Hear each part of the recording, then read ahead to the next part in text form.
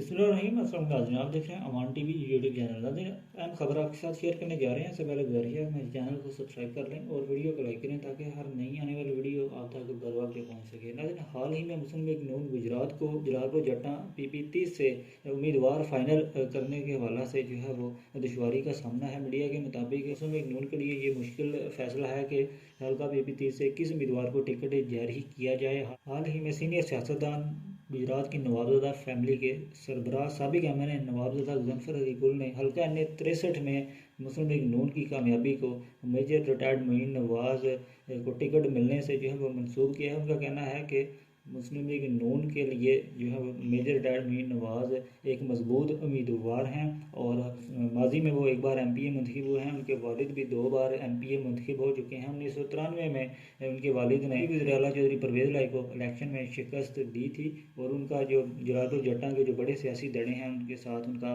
जो मजबूत ताल्लुक़ है। जबकि दूसरी जानिब चौधरी अली वड़ाइच कुल्ला चोर हैं जो कि चौधरी आबिद रज़ा कोटला के करीबी समझे जाते हैं और मीडिया के मुताबिक उन्हें चौधरी आबिद रज़ा कोटला की भी सपोर्ट हासिल है टिकट के हवाला से। और हाल ही में उन्होंने मुस्लिम लीग नून का एक बड़ा वर्कर कन्वेंशन करवाया है और चीफ ऑर्गेनाइज़र मरियम नवाज जो हैं उन्होंने भी जो है उनकी तारीफ़ की है। अब नाजरीन, एक तरफ चौधरी अली वड़ाइच हैं, दूसरी जानिब मेजर रिटायर्ड मोइन नवाज हैं। आपके ख्याल में किस उम्मीदवार को टिकट जारी करनी चाहिए और किसके जो है वो कामयाबी हासिल करने के ज़्यादा चांसेस हैं? कमेंट बॉक्स में अपनी राय से ज़रूर आगाह करें। अगली वीडियो तक के लिए दीजिए इजाज़त। अल्लाह हाफिज़।